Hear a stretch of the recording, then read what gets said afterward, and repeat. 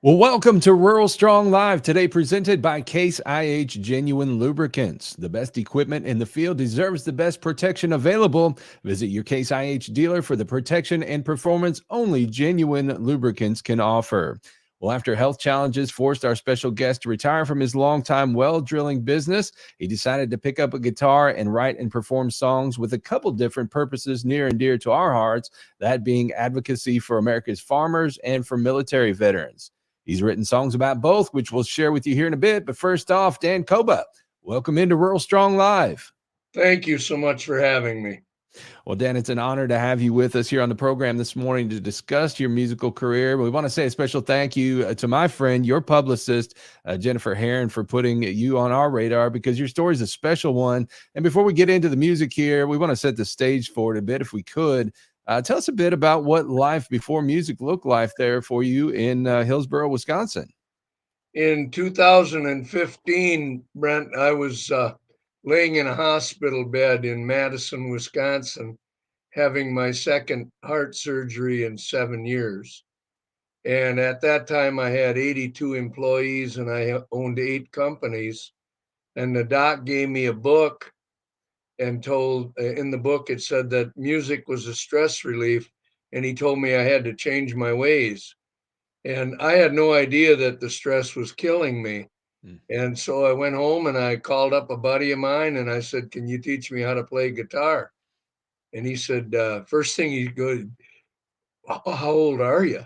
And I said, "Well, I'm 64. And now I'm 72 and I actually feel 50, and that guitar saved my life. That and my wife saved my life because uh, Oli, her nickname is Oli, her name is Maureen. Uh, Oli went and made sure that they put dye in my blood when I was doing my stress test because I passed my stress test. And when they put the dye in, they found out that I had the Widowmaker. I Mm. was 95% blockage. So I got to thank her for me even being here today. And she's also a tech whiz, as we found out a little while ago. Oh boy, is she ever. She's an RN. I love it. Well, I tell you And what, by the way, I'm not retired. okay. I am the salesperson for Kouba Well Drilling, which is a 123-year-old company, 4 generations business that I'm the third generation of. So, yeah, there you go. A lot less stress in that role, though, I would imagine. Yeah, very much so. And, I make no decisions. All I do is give quotes. well, we mentioned that you're an advocate for farmers. Of course, you're there in Wisconsin, a very heavily agricultural state, but one that's definitely been subjected, to a major contraction of its once leading dairy industry. Tell us why you felt so passionate about becoming a voice for farmers. I took a drive one day up on top of the ridge up where we live, and I saw this great big field, and the field was unplanted. And I went to the farmer. I know everybody around here. And I went to the farmer and I said, "Why aren't you planting your field?" He said, "I don't have any money." And I went home and I started thinking about it, and I wrote the song Farmageddon. It didn't take me very long to write it, but when I was writing the thing, I kept thinking about my grandpa. And my grandpa had a farm, um, and um, he would sharpen his plowshares with a hammer and an anvil before the planting season every year. And so I kept thinking about that hammer and the anvil, and I put that song, that sound into the song. In the very end of the song, you'll hear the hammer striking Mm. the anvil and sharpening the plowshares. That was my whole goal, to do that. And when I did this thing, I actually thought it was pretty good that it could be on Farm Aid, and I still think it's pretty good, and it could be on Farm Aid. If we can get that in front of those folks, yeah, that definitely has that message. Have you had a chance to share it with farmers, and what kind of feedback have you gotten if you have?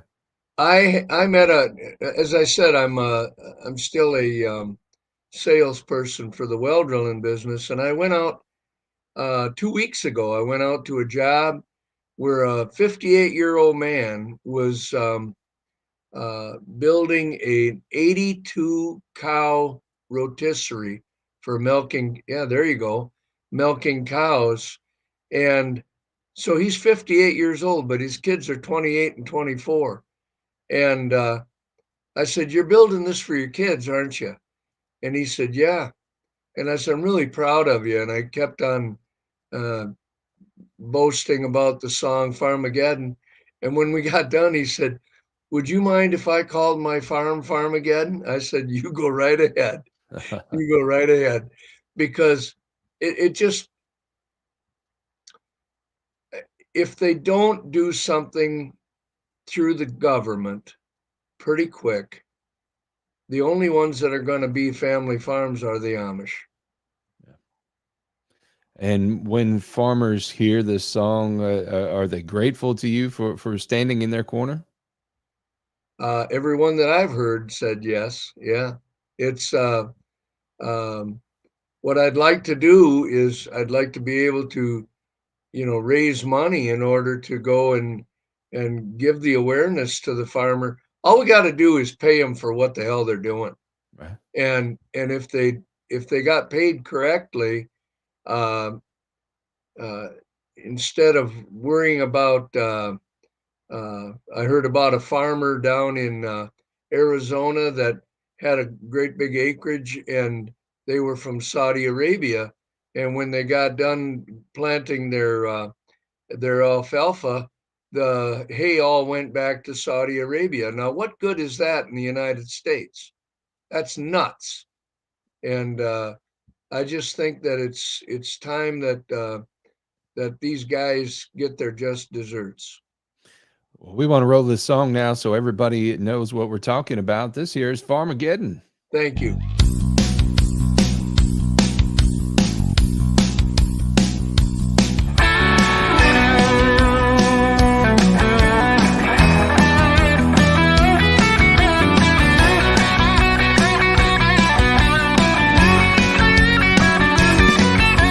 I took a drive last Sunday and I saw the barren fields, and I wondered, where did all the farmers go? There seemed to be no market and nobody seemed to care. You can't plant if there's no seed to sow. I think we're heading for Farmageddon. That's how it looks today. I think we're heading for Farmageddon if we don't change our ways. Farmageddon is where we're heading. The plight of the farmers slowly slipping away. Farmageddon is where we're heading. Let's stop all this nonsense and pay them all the right way.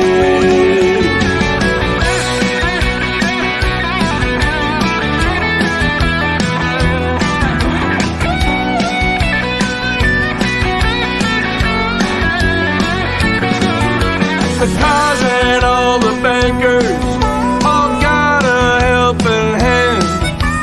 Both of them are very sound today. This country can't afford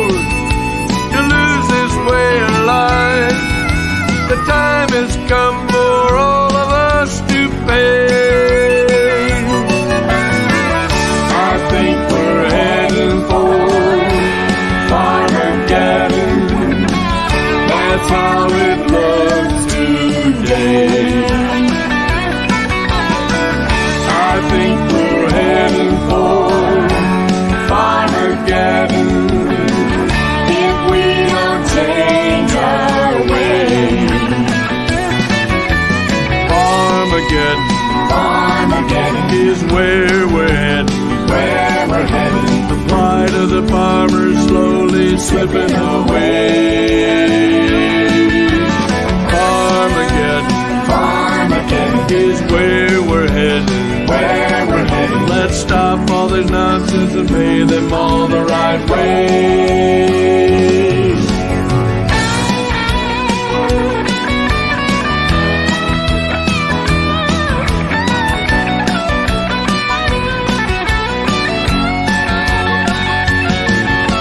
I took a drive last Sunday and I saw the barren fields, and I wondered, where did all the farmers go? And I wondered, where did all the farmers go?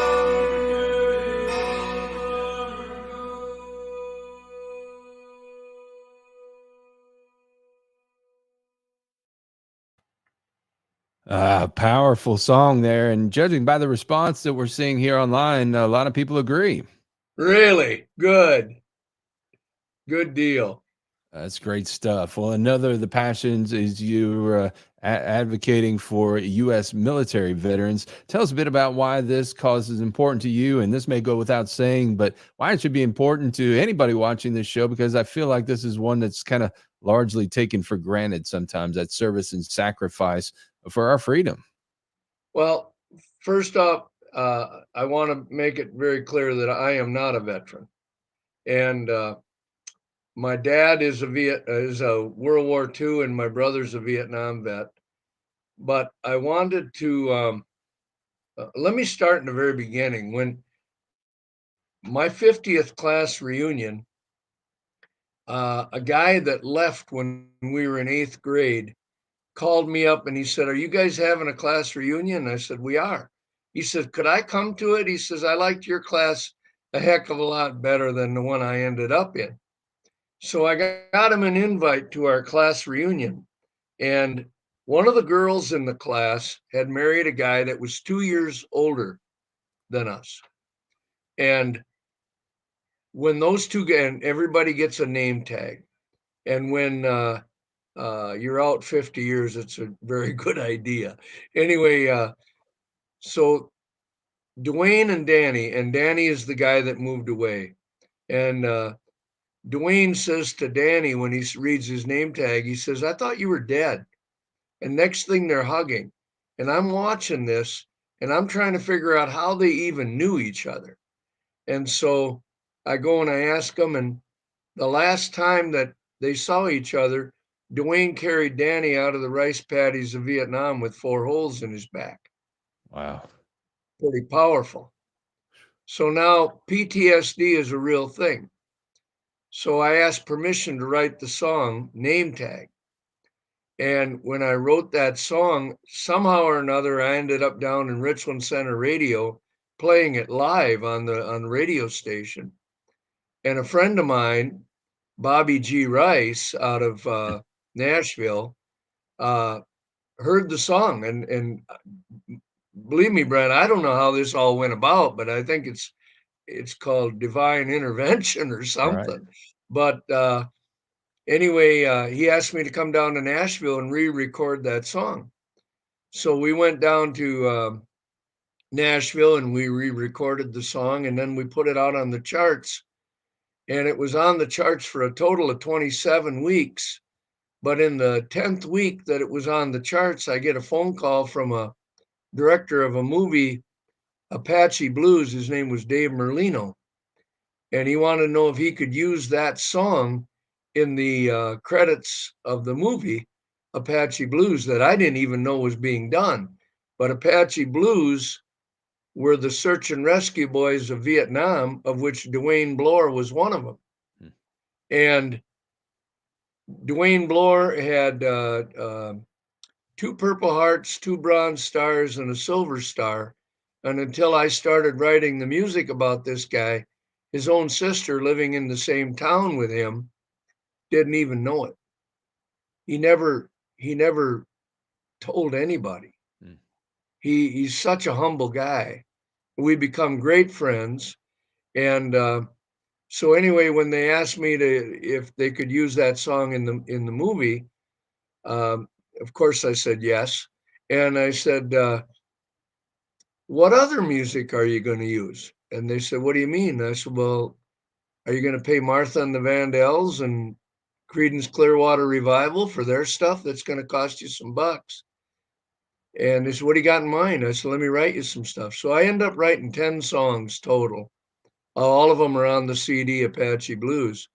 But the last one that I wrote, which is called Veterans Trail, is the actual song that they use for the credits, because the story is that these two guys, these two directors of this movie, they weren't even born during Vietnam. And yet they took a Tahoe, a vehicle. They traveled 40,000 miles. They interviewed 13 of the Blues, the search and rescue boys, and over a 4-year period, 40,000 miles. And it just, I'm sitting there, and all of a sudden it dawns on me, you guys weren't even born during Vietnam. Why would you do this? So I wrote the song Veterans Trail about these two guys traveling the countryside, and that ended up being the credits to the movie.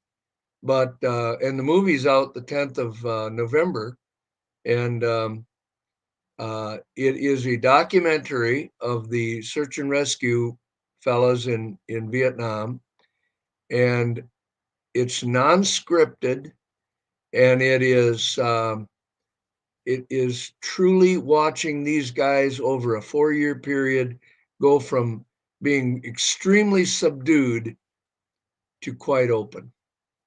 Well, I have two things I want to do here. One is I have a clip from this movie here to kind of give you a sense of the power of the testimony of these folks here. I will caution you, there's some coarse language here, so if you happen to be watching it at work, watch that. But after we roll that, it's about an 8-minute clip. We're going to share the song for the Veterans Trail. So I'm going to start out here by sharing a clip from Apache Blues.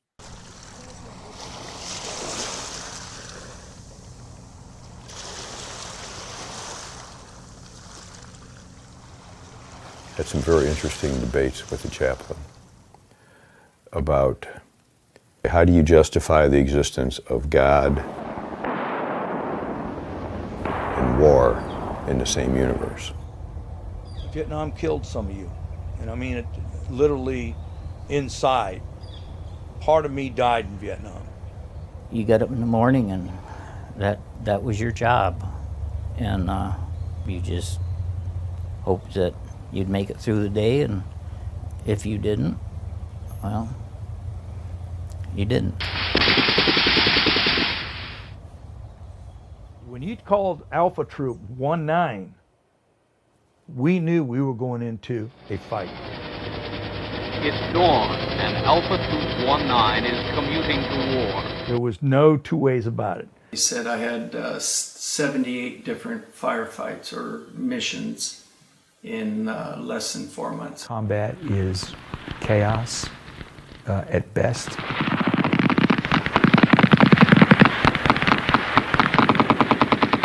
What I really feared was making some blunder that would get anybody killed. We were all afraid. If you're not afraid of the kind of nonsense we were up to, then you weren't human. Get him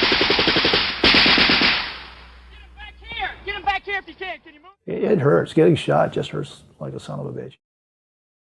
Out of all the times that I was in on a down chopper that was shot down in enemy territory, everybody was dead.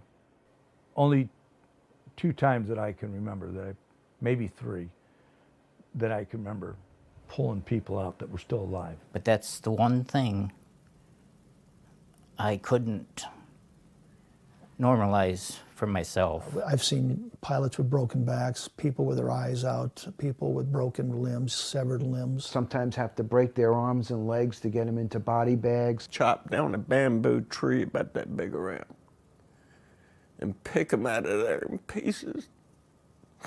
It's hard to live with. The biggest one of the bodies was probably about this big.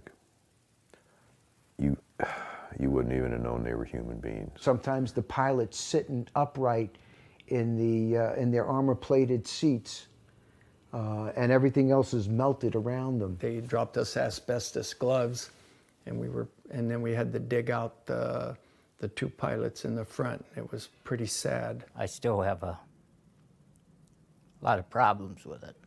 It was a job that had to be done, and somebody had to do it, and I was proud.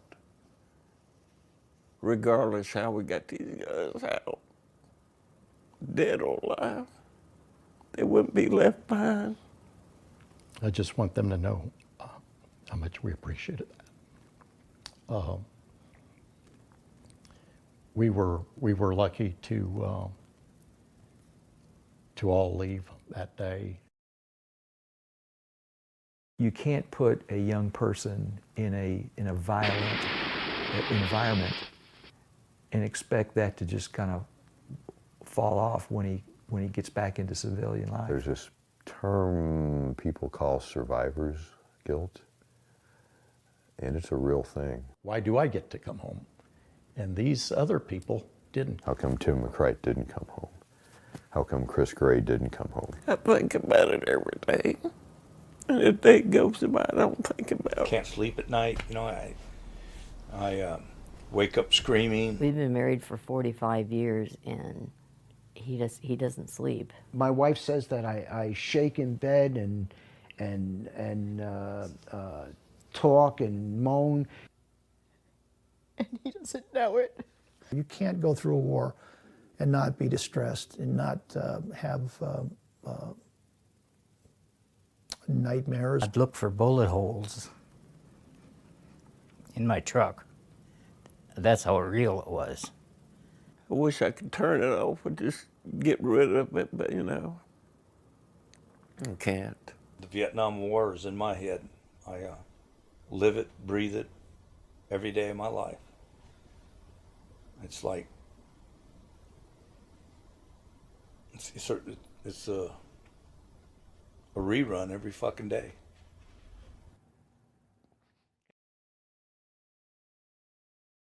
The difference that I've noticed in the year's time has been, I think that he wants to get this word out to other people that it's okay to talk about. It's more comfortable talking about it than it was probably a year ago. He talks more and more and more every day. I think he's changed quite a bit just within the last year. Yes, I've noticed an enormous change. It really opened up my eyes, made me reflect back on a lot of things. Like waking up in the morning on a beautiful summer day. It was like, you know, that ton that was sitting on your chest is finally off. I have found out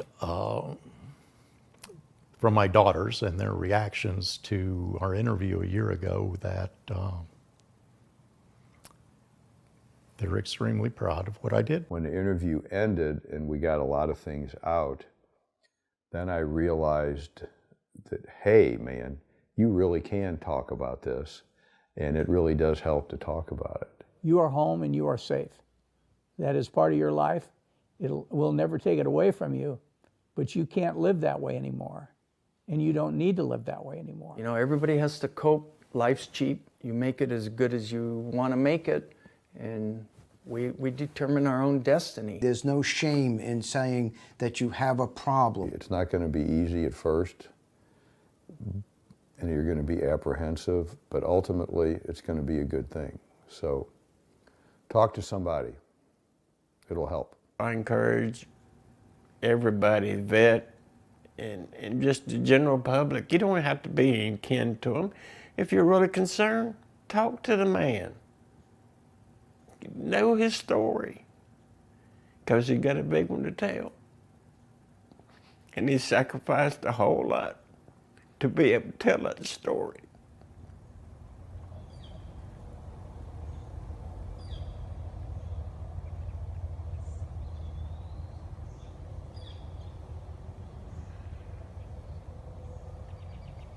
It's never too late to say, welcome home.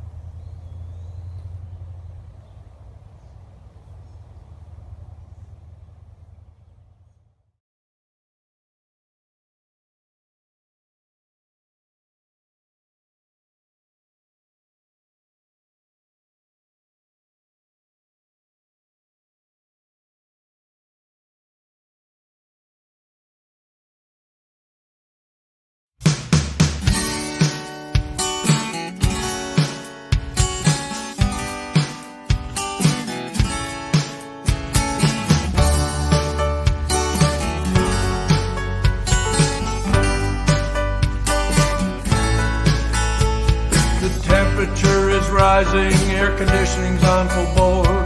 The bayous in the rear window, we're heading for Kilgore. We have a date to see a vet, we've seen a dozen more. This Tahoe's been on many miles, 10,000 times that four. We're telling a story, we're on the veteran trail. Night and day we're on the road, we're on the veteran trail. We're telling a story, we're on the veteran trail. Night and day we're on the road, we're on the veteran trail.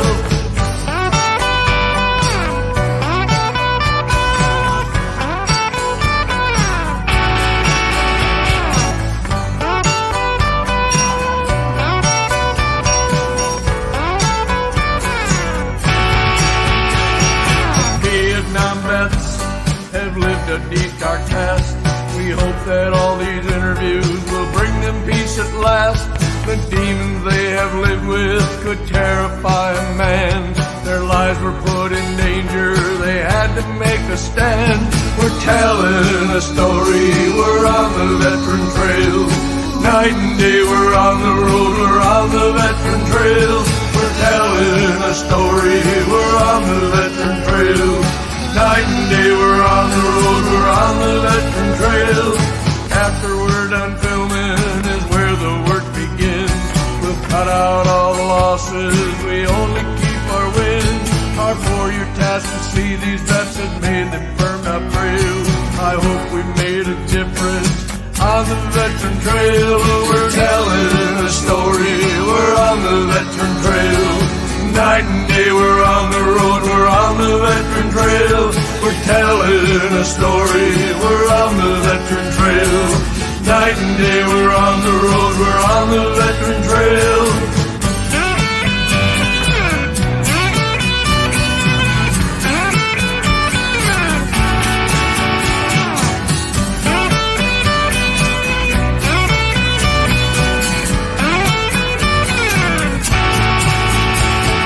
Telling a story, we're on the veterans trail. Night and day we're on the road, we're on the veterans trail. We're telling a story, we're on the veterans trail. Night and day we're on the road, we're on the veterans trail.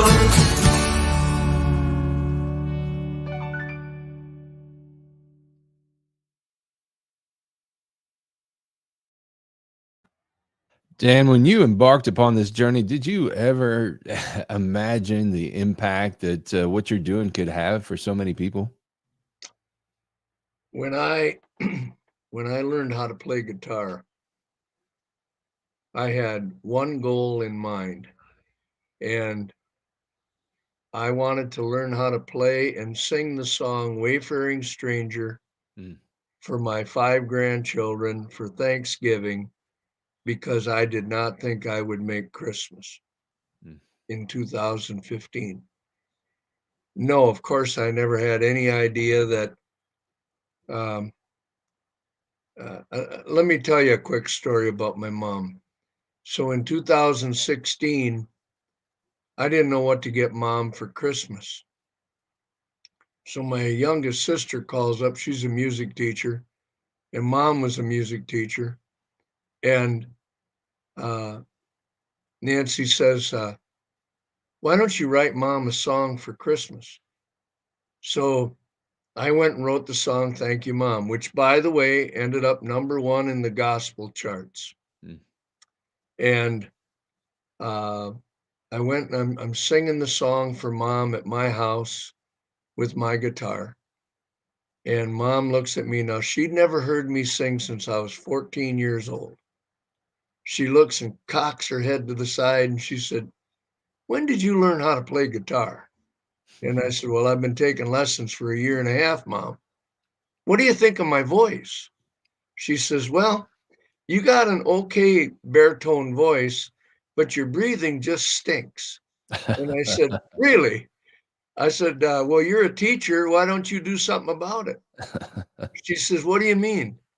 And I said, I want you to give me lessons and I'm going to pay for them.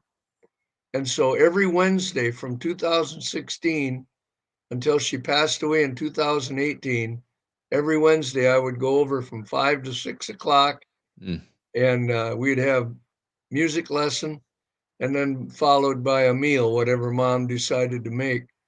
But the real truth is, I got to know my mom. Wow. Yeah, that's the beauty of this music stuff, because you never know who you're going to affect, and it certainly makes me calmer. Well, I know my mom is on here watching. You're setting the bar high for sons there. When you start listening to the song "Thank You, Mom," and it also brings out about losing Dad, it's heartfelt. It's really heartfelt. But I got to sing it at her funeral also, and that was one of the hardest jobs I ever did. But I got her done. And she doesn't know this, but we kind of found out along the way that you all may have been at what is now the University of Wisconsin La Crosse about the same time.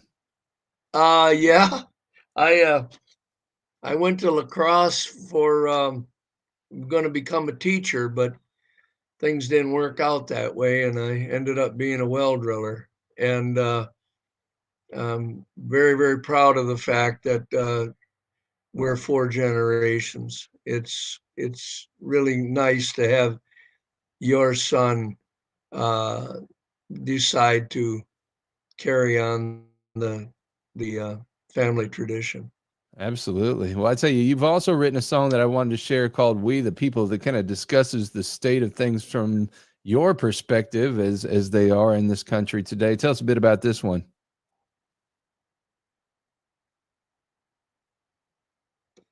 When I wrote the song, and I want it very, very clear that I didn't write it to the right and I didn't write it to the left. I wrote it to the middle. And when you look at this country and how wrong things are with this country right now, there's a line in the song, "Politicians, do your job or we'll take our country back." I'm very serious about that. I don't give a hoot whether you're Democrat or Republican. What I want you to do is your job. And your job is protecting the United States of America that our forefathers went through. They went through hell in order to keep this. And we don't need some politician with the wrong goals in mind to lose it. We're going to share this one now. Great message as we enter another election season here. This is We the People.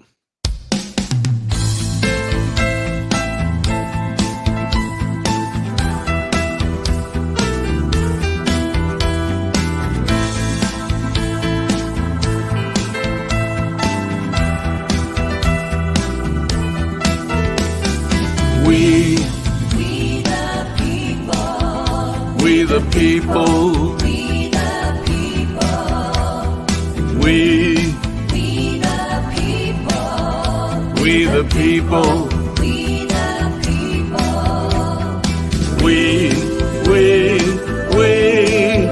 We the people.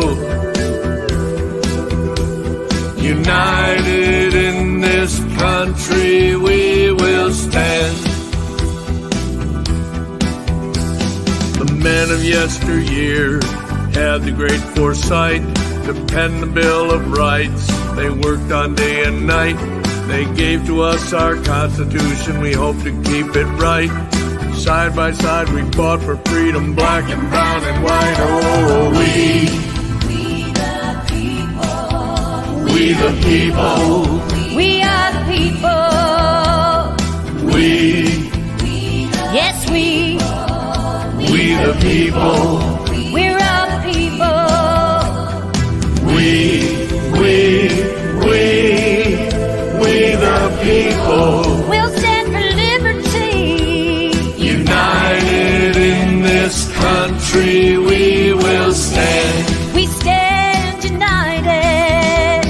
America's a miracle that started long ago. Don't rock the boat, I warn you, 'cause overboard you'll go. You're waking up a sleeping giant, the time is near at hand. We'll not give up our freedom and we'll not give up our land. You and me, We the people, yes, we are the people. We're all free. we the people, And free reign. we the people. Yes, we are the people. United in this country we will stand. We stand against tyranny. We have the right to vote. Our leaders all can change. The fighting that we see within has made this country strange. So leaders, I am warning you, your briefcase you can pack. Do your job and work together or we'll take our country back. Oh, We the people. Oh, we are the people. Yeah. You and me. Well, we had a little technical glitch there, but sorry about that. You get the idea, though. Do your job. That's all we're asking, right? That's correct. You got it. Well, It's I got to give a shout out to Neetha Denise. She made that song happen. That high voice in there. Uh-huh. Neetha Denise came up with that, and when we were recording that thing in Nashville. That's excellent. Excellent. Well, I tell you what do you and the band have planned for the remainder of this year and on into 2024?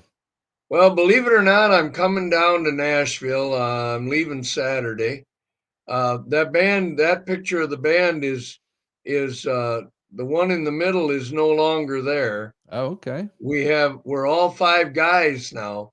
Okay. And we have a keyboard player that's a man. But other than that, I'm coming down to Nashville on Saturday, and we're going to be recording some more snippets on Monday. Tuesday, I'm recording. Wednesday, I'm going to Northern Georgia and meeting up a buddy of mine by the name of Tony Nichols. And if you don't know that guy, I'll tell you, you should, because he's a better songwriter than I am.